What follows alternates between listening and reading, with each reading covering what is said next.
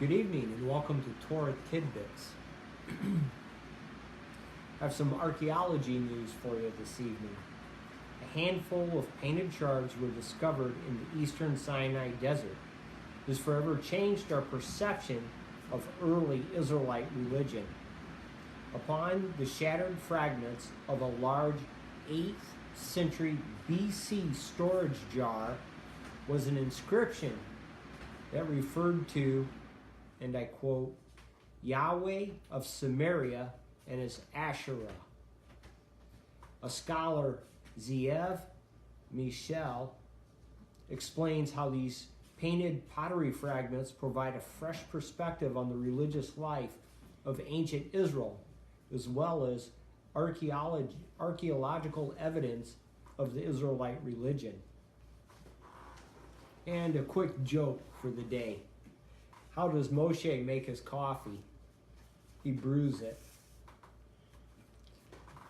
So, we're going to go over one of the fundamentals in the Torah tidbits today, and that is one of the 10 commandments, or in Hebrew, it's one of the 10 words. And that is honoring your parents and how to honor your parents. I really learned a lot in this own study, so we can all, as we go through this together, we can both learn from it. It's one of the 10 commandments. It's right up there with belief in Elohim and also don't murder. In the commentaries, it's regarded as one of the most difficult mitzvot to perform properly. So what's so special about this mitzvah or this commandment to honor our parents? Many people think that honoring parents is some kind of a paycheck for all those years of changing diapers and paying for college. Actually, this mitzvah was given to the generation who wandered for the 40 years in the desert. Remember that Elohim actually provided for everyone's needs in the desert. The children's clothes grew with the children. Their shoes grew with them. They were already fed. So it's not a matter of paying back for what your parents did for you as you were growing up, because those children were actually fully provided for directly by Elohim himself, and they were still charged with honoring their parents. We learn from here an amazing thing.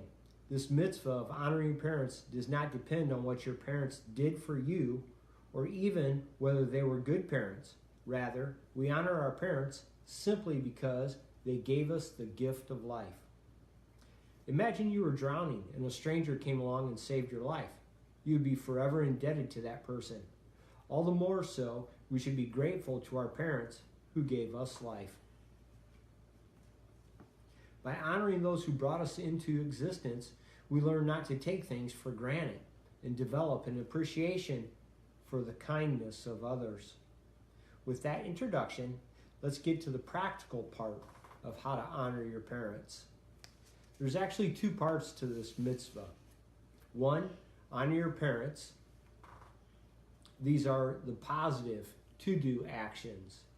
And 2, to revere your parents, the don't-do actions. The basic way to honor parents is to care for their needs.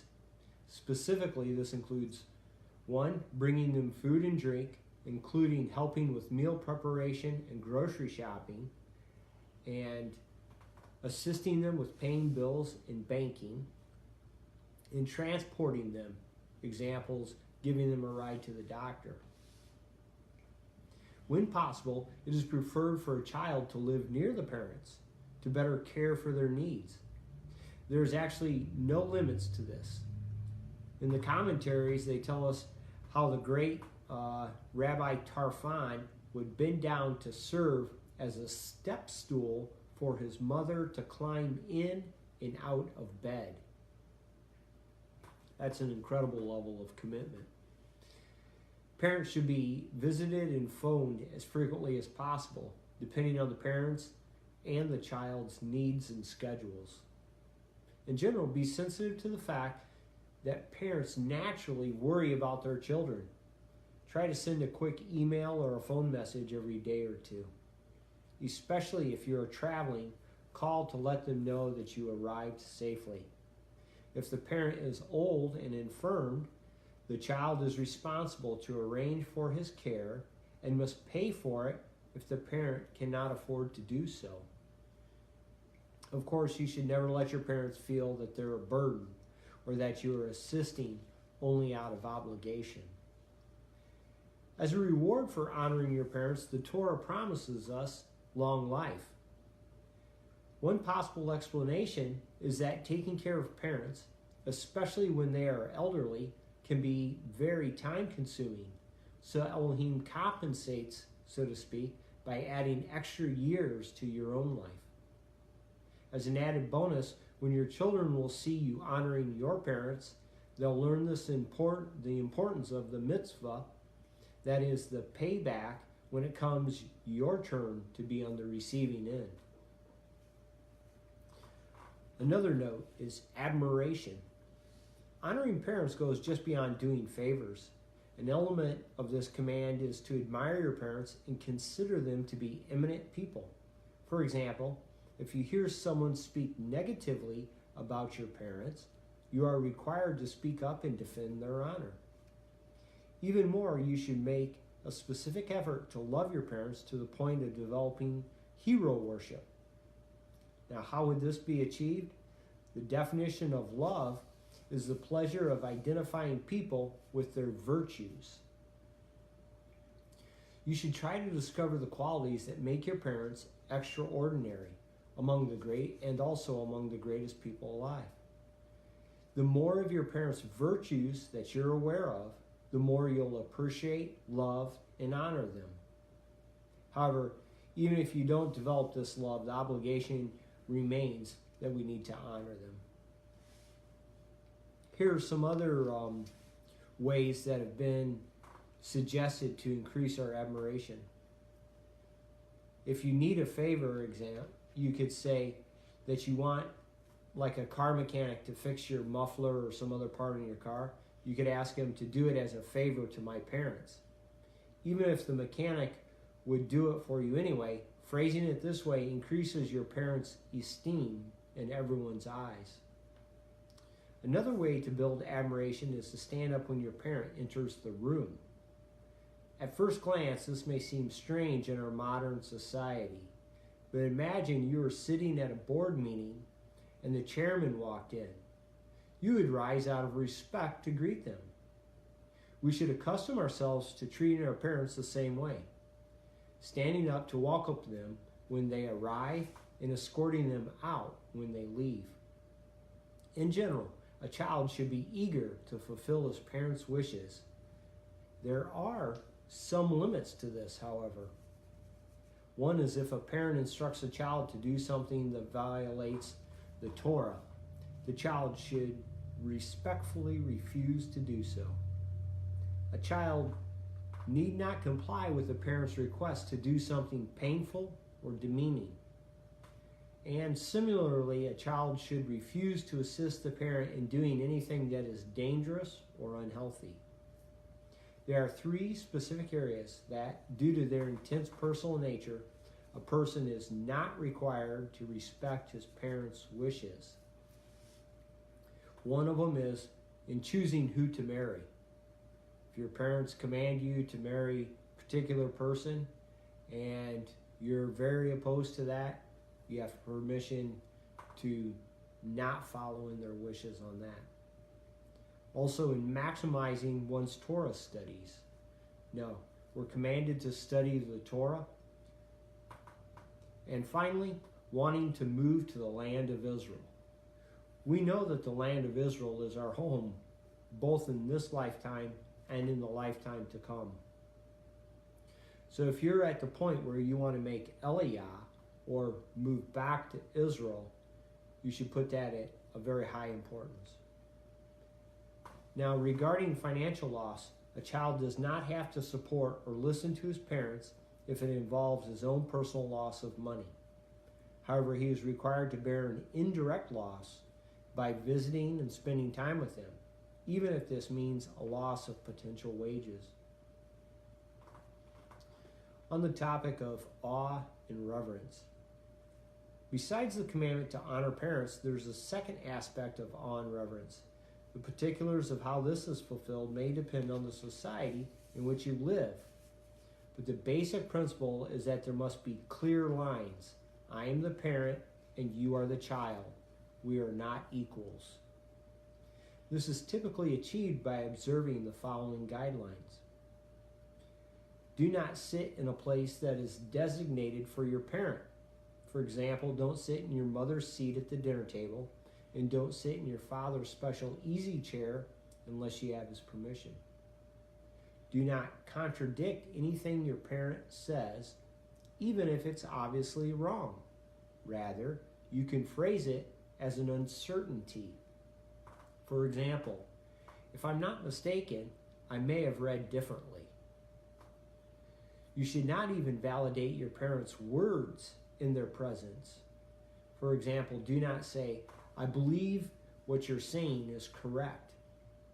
However, validating the parent's opinion when not in their presence does accord them honor. Do not address your parents by their first name. In a situation where you need to state your parent's name, you could add a title like, my father is Mr. Joshua. So, do not wake a parent who is sleeping or make a noise that might disturb them. And also, a child should not see their parents naked. And finally, do not raise your voice, speak disrespectfully, or in any way demean your parent.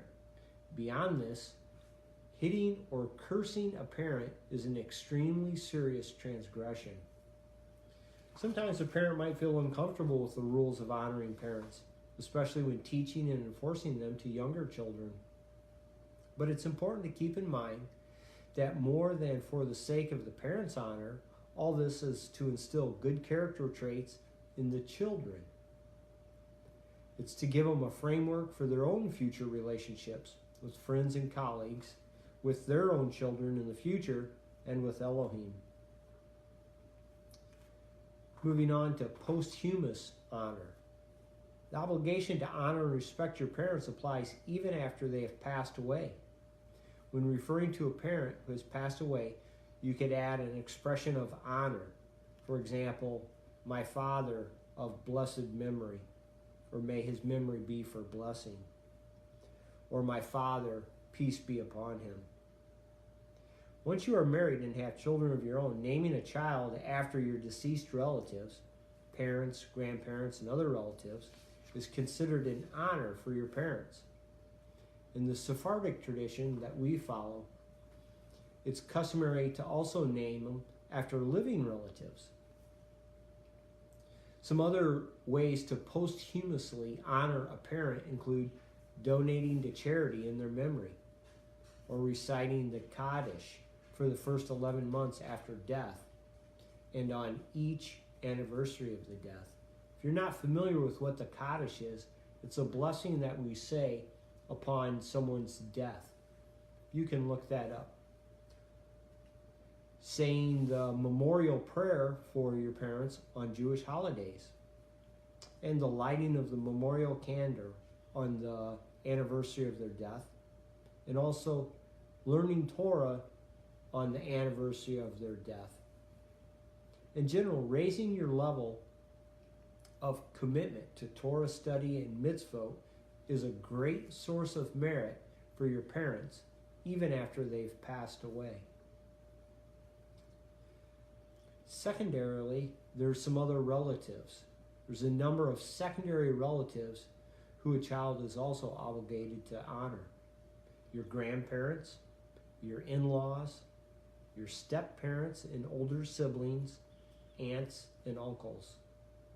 In a case of conflicting demands, honoring an actual parent always takes precedent. Also, the obligation to honor these other relatives does not include aspects of awe and reverence, calling by the first name or sitting in their chair. Finally, every parent has a deep desire to see their family at peace with one another. Therefore, children must be very sensitive to the pain it causes parents if they are quarreling with siblings or other relatives. Here's one you may have thought of. The subject of a difficult parent. The reality is, of course, that parents are not perfect, and some parents are objectively problematic. Yet no matter how difficult a parent's behavior, a child is still obligated to show honor and respect. This applies even if a biological parent has abandoned his child, and it applies even if the parent is rude, unpleasant, and an embarrassment. The commentators tell us the story of a mother who spit in her son's face while her son kept his composure and continued to accord her honor. At the same time, while honoring your parents is a tremendous mitzvah, you also need to be responsible for your own welfare. It is not required to endanger your emotional or physical health for a parent. Therefore, if a child cannot cope with a parent's behavior, he is permitted to keep his distance. The obligation of the mitzvah, however, still applies. For instance, it would still be forbidden to use the parent's first name or to contradict them publicly. And it is always appropriate for a child to feel a deep appreciation to a parent for giving him the gift of life. Of course, all this does not in any way absolve an abusive parent. On the contrary, a parent should not be overly strict with his own honor and may choose to forego that honor when appropriate. Children are precious gems that are deposited with parents for polishing and finishing. Parents who fail to build a warm and loving relationship with their children will pay a heavy price for this negligence. And we'll close with a divine paradigm. As we mentioned earlier, honoring parents serves as a springboard for the gratitude we should feel towards Elohim. But this issue goes much deeper. The commentators point out that the first 5 of the 10 commandments, i.e. the first tablet, contains the commandments between man and God, or man and Elohim. It's don't serve idols, don't take Elohim's name in vain, etc., etc. Whereas the second tablet contains the mitzvah between man and man. Don't murder, don't steal. Where's the mitzvah to honor your parents at? It's on the first set of 5. It's on the first tablet. This is because from the moment of infancy and beyond, the way a parent acts towards a child forms the child's consciousness. It's a paradigm for how Elohim relates to us. The primary role of a parent, therefore, is to communicate to the child. You are loved and cherished. You are unique and special, creative and talented. You are cared for and protected. The most important message a parent can communicate is, you're not alone in this world. This idea is the foundation of our relationship with Elohim. A person may find themselves in a terrible situation, illness, poverty, war, but they can still know that Elohim is with them. If a parent is untrustworthy and uncaring, unusually harsh or permissive, it subconsciously sets into a child's mind that Elohim must somehow be the same. This is an emotional handicap that can be difficult to overcome later in life. One final thought. As society progresses, there may be a tendency for children to feel ahead of their parents. Sure, kids today are more technologically savvy and are up on the latest music and fashions and technologies. But in Jewish consciousness, parents are to be respected because they are the source of our tradition.